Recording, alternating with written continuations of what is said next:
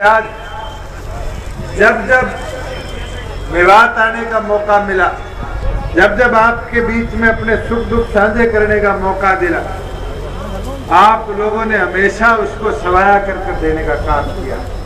और ये आज से भी ये सौभाग्य है कि स्वर्गीय चौधरी देवीलाल जी से लेकर आज चौथी पीढ़ी होने के नाते आप लोगों का प्यार कभी कम नहीं, हमेशा पहले से भी ज्यादा कर आपने उस सम्मान को, प्यार को देने का काम किया है। मैं तो पहले आप सबको एक निमंत्रण दे दूं कि कल राष्ट्रीय कार्यकारिणी की बैठक में ये निर्णय लिया गया है कि आप लोग अपने संगठन के निर्माण के 2 साल पूर्ण होने के उपरांत भिवानी की पावन धरा पर, जहां जनता का 1 साल 2 साल आपके संगठन के साथ जुड़ने का आभार प्रकट करेंगे, वहीं आपकी पार्टी द्वारा करेगी मुख्य घोषणाएं और 1 साल में आपकी हरियाणा सरकार के अंदर जो बड़े बदलाव आपने लाने का काम किया, उसके लिए जनता का आभार प्रकट करने का काम करेंगे। बुजुर्गों, युवा साथियों, मैं तो आपसे यही निवेदन करूंगा कि मेवात की धरती से ऐतिहासिक संख्या के अंदर आप सब एकत्रित होकर भिवानी की पावन धरा पर पहुंचने का काम करें। पिछले 1 साल में बड़े बड़े बदलाव आप लोगों के बीच में आपकी सरकार ने लाने का काम किया। बहुत से लोगों ने आरोप लगाने का काम किया, खास तौर पर इन कांग्रेसियों की एक आदत रही कि इनकी चोरी पकड़ लो, इनके चोरी के रास्ते रोक दो, तो अगले दिन खड़े होकर उसको घोटाला कह देते। मैं आपको बताना चाहूंगा कि पिछले साल से इस साल आपकी सरकार ने जहां फसलों की खरीद की बात थी, मुझे याद है 2 महीने पहले प्रदेश में ऐसा माहौल बना दिया गया कि किसान बर्बाद हो जाएगा, आड़ती बर्बाद हो जाएगा, फसल नहीं उठेगी। मैं आज आपसे पूछना चाहता हूं, अपने इस इलाके में तो जीरी बहुत कम है, ज्यादातर बाजरा है, ज्यादातर नरमा है। आज के दिन हरियाणा के इतिहास में पहली बार हुआ है कि जहां जीरी प्रोक्योर करी जाती थी, आपकी सरकार ने नरमा भी खरीदा। और बाजरा तो इतिहास में पहली बार है। आज आपके पड़ोस में राजस्थान लगता है, मेरे ख्याल से राजस्थान में 1 दाना बाजरे का सरकारी रेट पे नहीं खरीदा गया। ये आपकी सरकार का काम है कि 2050 रुपए के दाम पर किसान के बाजरे का 1-1 दाना हमने प्रदेश में खरीदने का काम किया।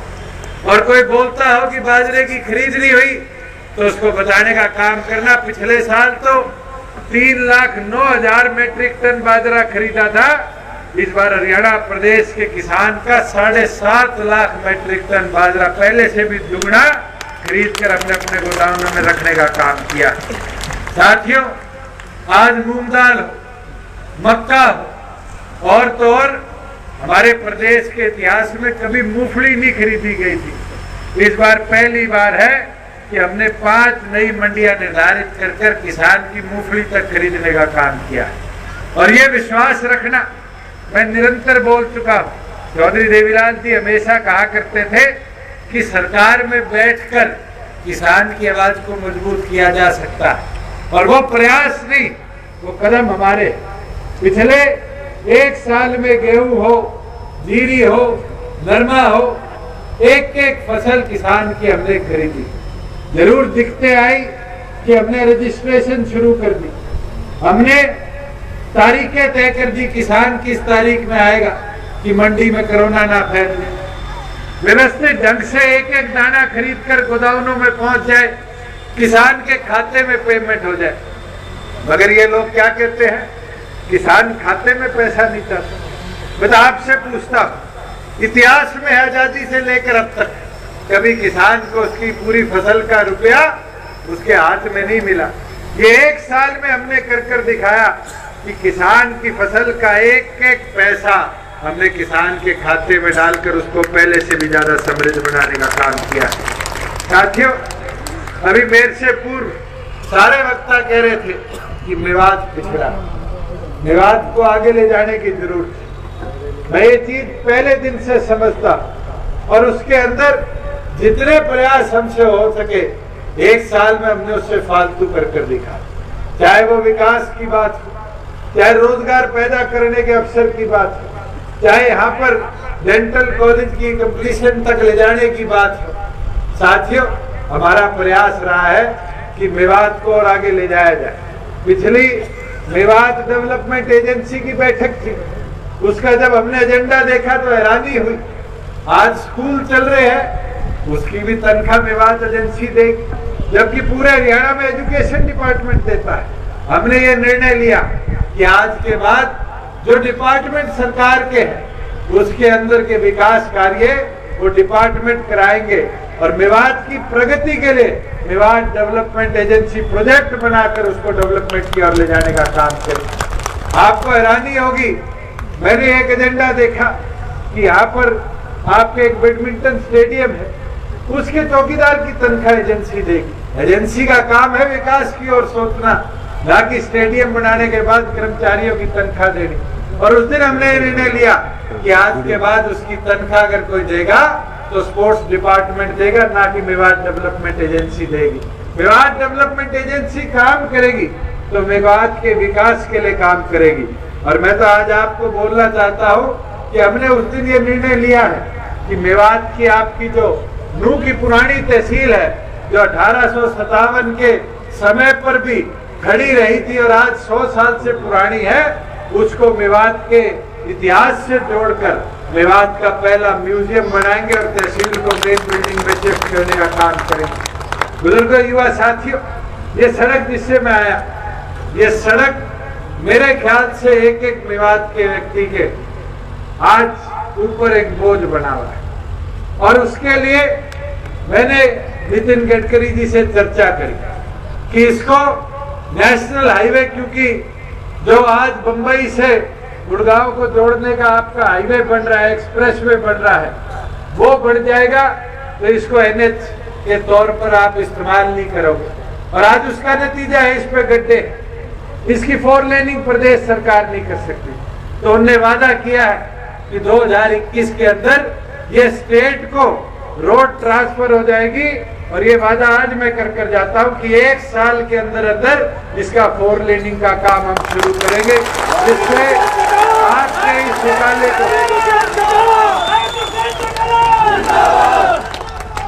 और इस इलाके के विकास के अंदर एक अहम भूमिका ये बनाने का काम करेंगे। अभी मेरे से पूर्व वक्ताओं ने कहा कि उस एक्सप्रेसवे पे कट नहीं है। मैं आप लोगों से आग्रह करूंगा कि जो जो major district road, state highway उस हाईवे पर लगते हैं उसको जरूर मेरे तक पहुंचाए कि हम चर्चा कर नेशनल हाईवे से आपके इस एक्सप्रेसवे में भी कट बनाने का काम करेंगे। साथियों, जहाँ रोजगार की बात है, मैंने जब हरियाणा सरकार के अंदर ये जिम्मेवारी संभाली तो सबसे पहले HSIDC की मीटिंग में आपका IMT भी उठाने का काम। अभी तैयब जी कह रहे थे हमारी जमीन ली मगर वहाँ विकास कार्य नहीं हुआ। मैंने पहली कंपनी जो मेरे पास हरियाणा के अंदर उद्योग लगाने आई वो दुनिया की सबसे बड़ी बैटरी बनाने वाली कंपनी थी ATL। हमने उनको मजबूती के साथ पीछे पढ़ कर परस्यू कर इस चीज के फैसले पे लाने का काम किया कि अगर फैक्ट्री लगाओगे तो हरियाणा प्रदेश की धरती पर रोजमक्का मेव के IMT के अंदर लगाने का काम करोगे।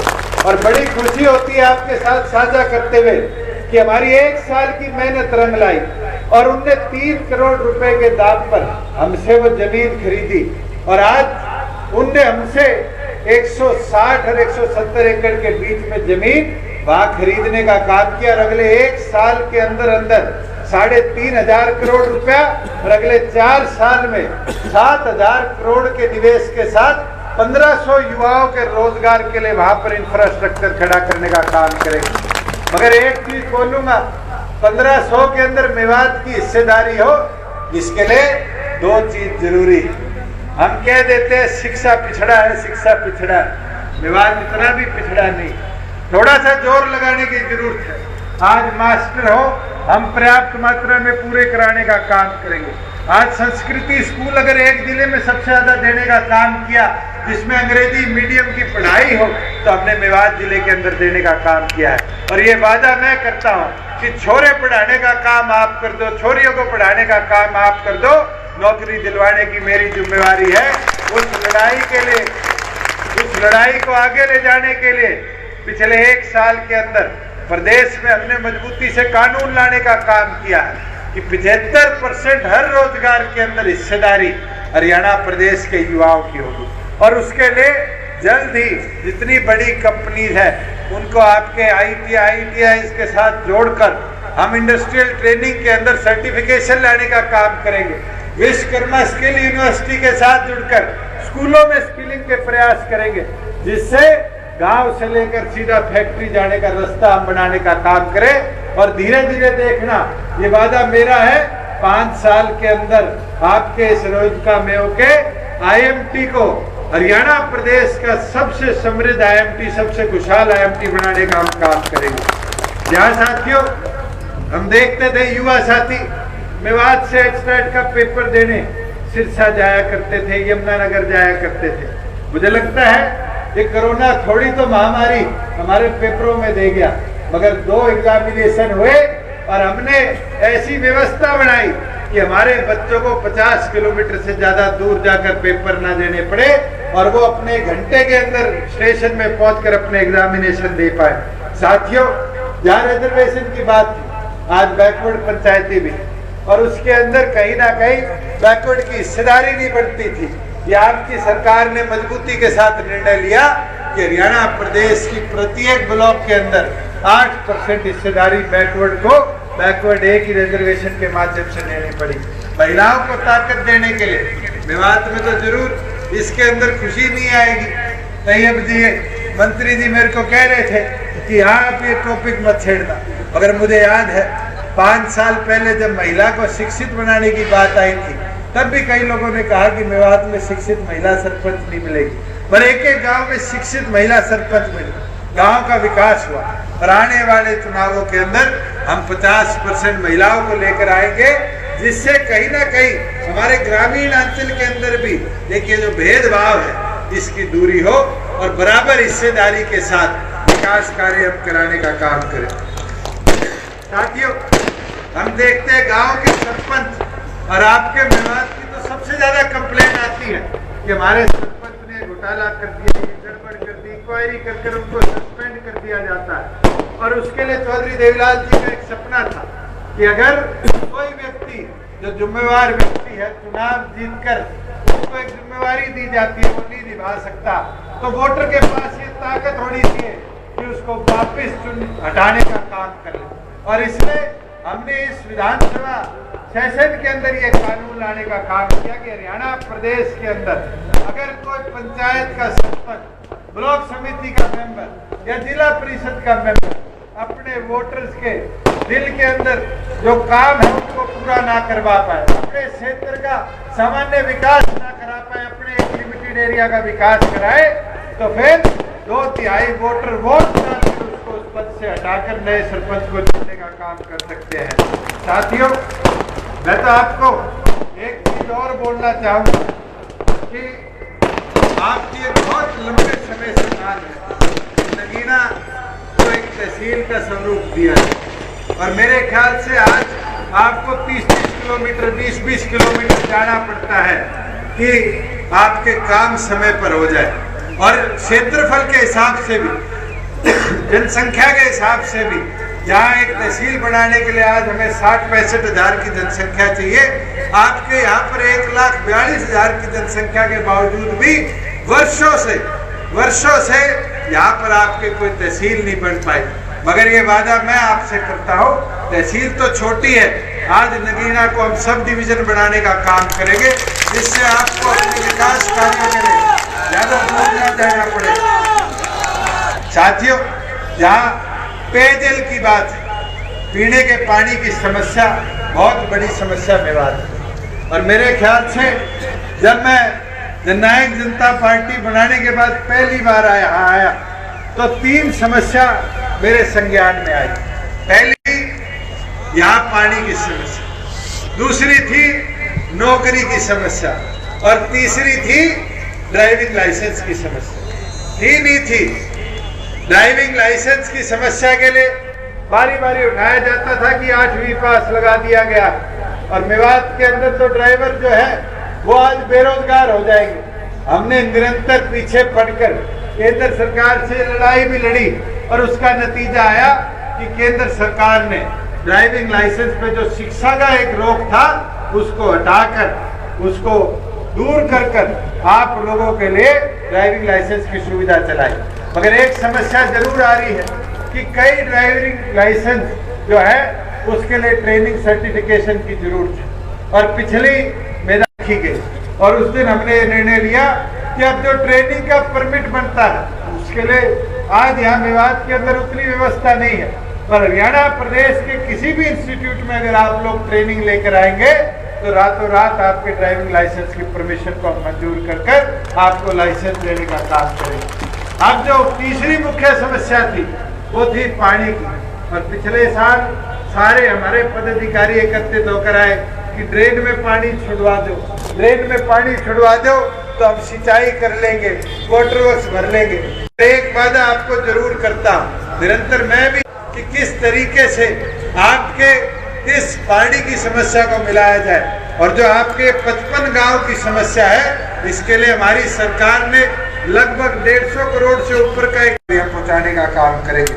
साथियों, जहां यहाँ डेंटल कॉलेज के निर्माण की बात है, मैं आपको बताना चाहता हूं कि 135 करोड़ की लागत से आपके यहाँ पर जो डेंटल कॉलेज का निर्माण है उसको जल्द शुरू कर दिया जाएगा। 1 साल के अंदर बारी बारी सड़कों की टूटे होने की हमारे पास मांगे आती थी। चौधरी हर्ष कुमार जी भी कह रहे थे कि हथीन से जुड़ने वाली सड़क भी टूटी हुई है, पुराना से जुड़ने वाली सड़क भी टूटी हुई है, तावड़ू से जुड़ने वाली सड़क भी टूटी हुई है। और आज आपके साथ साझा होती है कि मेवात जिले के अंदर अब तक 413 करोड़ के सड़कों के निर्माण कार्यों को हम मंजूरी दे चुके। आज 227 करोड़ के बिल्डिंग के निर्माण कार्यों को शुरू कर चुके। आज हमने NCRPB से 105 करोड़ की नई सड़कें जिनकी वाइडनिंग होनी है, चौड़ा होना है, मंजूर कराने का काम किया है। पर आपके जो नूह से लेकर पलवल तक का स्टेट हाईवे है उसके लिए 96 करोड़ रुपया हमने पिछले दिनों मंजूर करने का काम किया, जिससे यहाँ की कनेक्टिविटी को और बेहतर तरीके। लोग इसको बारी बारी पिछड़ा है कहने कर भेदभाव की भाषा बोलते हैं। मैं तो आपको ये विश्वास दिला सकता हूँ, आपके यहाँ के विधायक बोले ना बोले मगर मेवात की आवाज को आपके कर्मठ साथी जितने आज मंच पर बैठे निरंतर मेरे तक पहुँचाने का काम करते हैं और दिन रात हमने यही प्रयास किया है कि मेवात को क्या में एकत्रित किया। और दोबारा यही बोलना चाहूंगा कि मेवात का विकास चौधरी देवीलाल जी का एक सपना था और उस सपने को हमारी सरकार, इस गठबंधन की सरकार, बीजेपी जेजेपी की सरकार मजबूती से पूरा करने का काम करेगी। आप सबका पूर्ण बहुत बहुत धन्यवाद।